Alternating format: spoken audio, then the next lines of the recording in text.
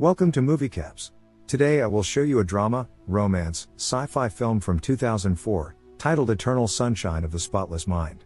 Spoilers ahead. Watch out and take care. Joel Barish wakes up in the morning of February 14th, Valentine's Day. He finds his car wrecked and heads over to the train station. Despite not being an impulsive person, he skips work and takes a train to Montauk. He goes to the beach and writes in his journal. He notices a woman and wishes to meet someone new. They keep crossing paths, first at a diner, later at a train station.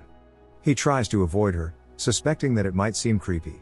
Eventually, she initiates a conversation with him, as they're both traveling on the train heading to the same destination. She happens to recognize him and says that he might not recognize her considering how she frequently changes her hair color. She reminds him that she works at the bookstore. They have interesting conversations and she introduces herself as Clementine. She is a free-spirited girl. She gets really close to him and he feels like she is invading his privacy. With a friendly punch they part. After getting off at the station, Joel is driving back home when he notices Clementine on the streets and offers her a ride. He drops her at her place and she invites him inside for drinks. They spend time talking to each other. Joel is stagnant and feels bored of his life, while Clementine wants to make each second of her life count. They make plans to visit the Charles River at night and spend time together. Clementine is trying to seduce him and it is clearly working. She asks him to stay but he decides against it. As he is leaving, she gives him her number. She asks him to call and wish her a happy Valentine's Day. He calls her when he gets home and they connect more. The next night, they visit Charles River and lie down on the ice, staring at the sky, talking about constellations. He drives her back in the morning. She wishes to head to his place to sleep, and goes inside her house to get her toothbrush while Joel waits in the car. Patrick knocks on his window and questions what he is doing over here. Joel looks puzzled. February 13th, a day before Valentine. A grief-stricken Joel is sitting in his car, crying, as a melancholic melody plays in the back. He pulls out the cassette, halting the music, and throws it out of his car window. He is followed by two men in a van. He checks his mail as his neighbor asks him about his plans with Clementine for Valentine's Day. Joel is in his apartment, preparing for the night as he plans to sleep early. He notices people outside, closes the blinds and switches off the lights. The two men manage to break into his apartment. He recalls events and remembers trying to call Clementine but her number changed. She's in a relationship with a younger man, and doesn't recognize Joel anymore. He is with his friends Carrie and Rob at their place, and is feeling defeated. Rob tells him about a company called Lacuna, which provides a service of erasing people's memories. Joel finds out Clementine had her memories of him erased from her mind and is absolutely baffled. Wanting to meet the doctor who did this, he visits Lacuna personally. Dr. Howard Mierzweig tells him he shouldn't have found out about this process. Clementine wanted to move on and their company provided that possibility. Joel is shattered and decides to get his memories of her deleted as well. He gives away everything that has a memory of Clementine associated with it. On the basis of these objects, Howard creates a map of memories in Joel's mind. He shares his memories of her with Howard. He recalls the first time he met her, at Rob and Carrie's party on the beach. Joel is told that the process of erasing memories is brain damage in a way, but it's similar to a night of heavy drinking. Objects are placed in front of Joel, as he recalls the memories associated with them. Another version of him has major déjà vu, and he understands that they are in his head as he is seeing himself. At his apartment, Patrick and Stan, the two intruders, try to fix the equipment while executing the process of memory erasure on Joel. His clustered memories blur and get jumbled up. He recalls his last memory of her. She came home late around 3 a.m., he was awake and worried about her. She casually told him she wrecked his car while being drunk and they fought. He tries to chase her but she leaves and the memory is eventually erased. Joel is left feeling confused and resents her. Patrick shares with Stan the shocking news of Clementine being his new girlfriend, while Joel's memories are getting erased. Inside his dreamlike scenario Joel can hear everything they are talking about.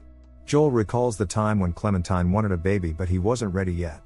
They fight in the market as the memory slowly blurs out.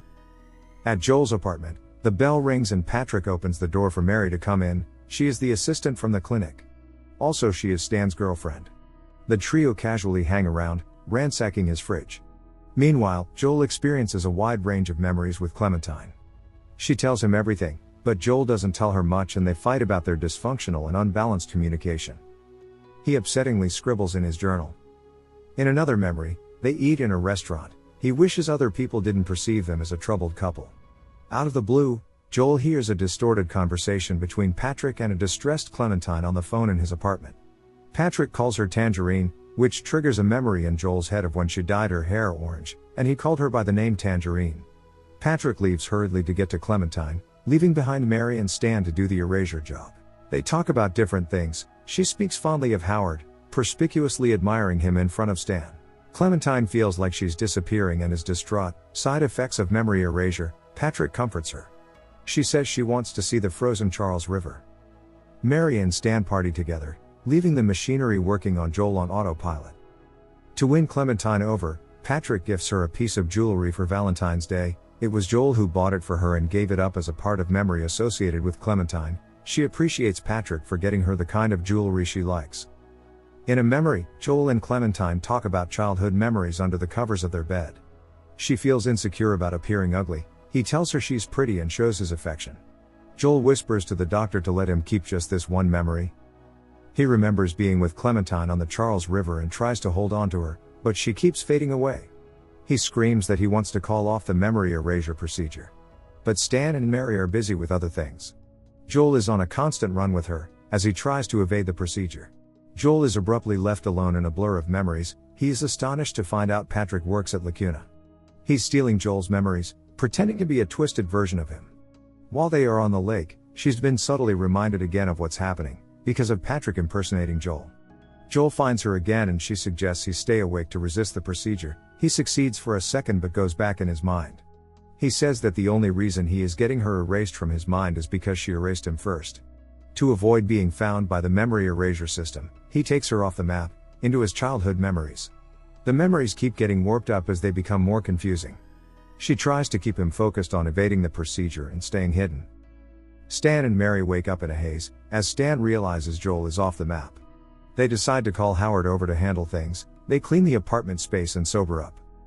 Howard comes and sorts through all of Joel's memories, eventually locating Joel and Clementine hidden off the map, and erases the memory. Joel wakes up during the procedure, creating a tense situation. Howard injects a syringe into him and he fades out. Mary gives Howard compliments on his skills, in a flirtatious way. Joel and Clementine are living a memory in which they watch a movie together, as things start distorting and the memory starts getting erased. They flee again. He hides her in his humiliating moments as the memories continue being erased. They end up in Montauk. They keep resisting and constantly try to hide, as the surrounding memories vanish. Stan decides to head out. Mary and Howard are left alone. They converse as Mary talks to him about deep and profound quotes. She confesses her feelings for him, and they get intimate. Stan notices them from outside the apartment as Howard's wife furiously arrives in her car, and spots them together. He chases after his wife, but the situation flips as Mary finds out that she and Howard shared a history. She had her memories of him erased. Joel and Clementine share a fond memory in a bookstore. He grievously wishes for a second chance at being in a relationship with her again. She tells him to remember her, giving him subtle hope by saying maybe they can be together. Mary is at the office, as she miserably listens to the official tapes of her memory erasure. Joel is living through the memory of the first time he met Clementine at Montauk Beach at his friend's party. They talk and introduce themselves.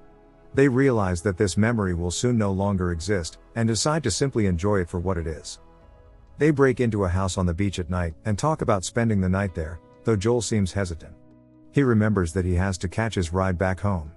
He is reminded of what actually happened in that memory. He left quietly and never spent the night with her because he was too afraid to take a chance. The house floods and breaks down, as the memory is slowly destroyed, because it never happened. This time they share a proper goodbye. She whispers in his ear to meet her in Montauk.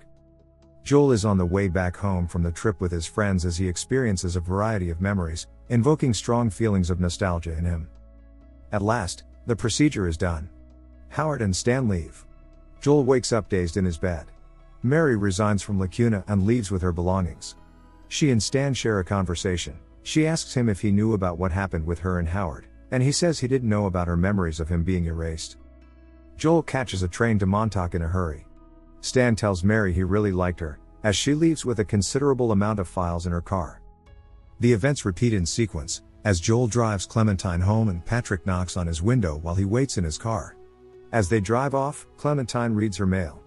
She finds a tape and a letter from Mary addressed to all the patients of Howard, in which she tells them about getting their memories erased.